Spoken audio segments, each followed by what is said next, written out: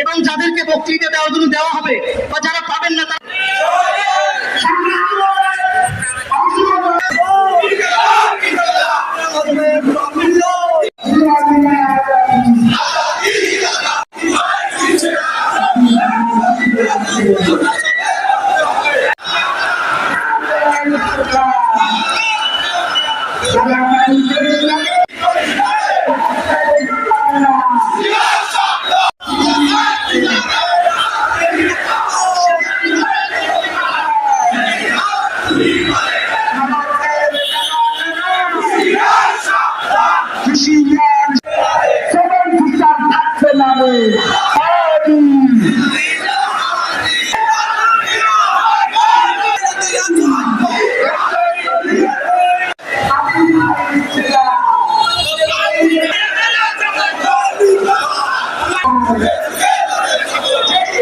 দিগন্ত উন্মোচন করবে।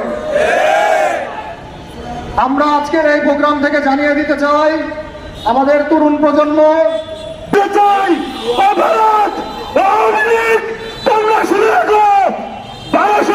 খ্রিস্টাব্দে লক্ষণ সেন এই বাংলাদেশ থেকে পালিয়েছিল। এই বাংলাদেশে তারা আধিপত্য বিস্তার করতে পারেনি। 2024 সালে জনগণ পরাজিত হয়েছে, কথা বলেন ঠিক কিনা? সম্মানিত সাথী বন্ধুগণ, আপনারা দেখেছেন এদেশে ভারত ইসকনের মাধ্যমে হাজার হাজার আমাদের মা বোনদেরকে ধর্ষণ করে যাচ্ছে।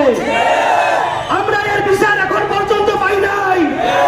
সম্মানিত সাথী বন্ধুগণ, আমরা সর্বশেষ দেখলাম আমাদের ইনকিলাব মঞ্চের মুখপাত্র আমাদের উসমান শরীফ হাদি ভাইকে তারা যেভাবে নৃশংসভাবে হত্যা করেছে, যদি আমরা এটার প্রতিশোধ না দেই তাহলে বুঝে দিতে হবে আজকে হাদি ভাই, কালকে আমি আপনাকেও এরকম ভাবে তারা হত্যা করে যাবে।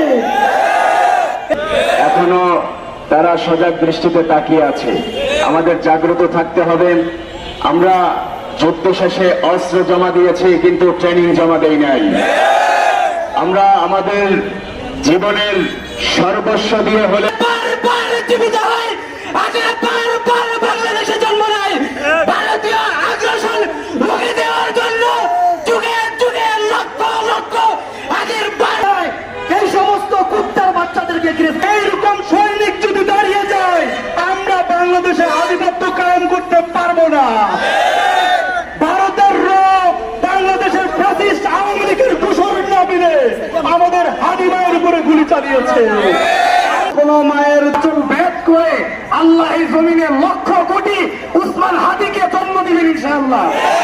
ভারতীয় আগ্রাসন রুখে দেওয়ার জন্য প্রয়োজনে আরেকটা যুদ্ধের ডাক যদি দেওয়া হয়, কাফনের কাপড় মাথায় বেঁধে এই রাষ্ট্র সার্বভৌমত্ব রক্ষা করার জন্য আমরা ময়দানে ঝাঁপিয়ে পড়বো। বাংলাদেশের 1 ইঞ্চি মাটিকে ভারতকে নিতে দেওয়া হবে না ইনশাআল্লাহ।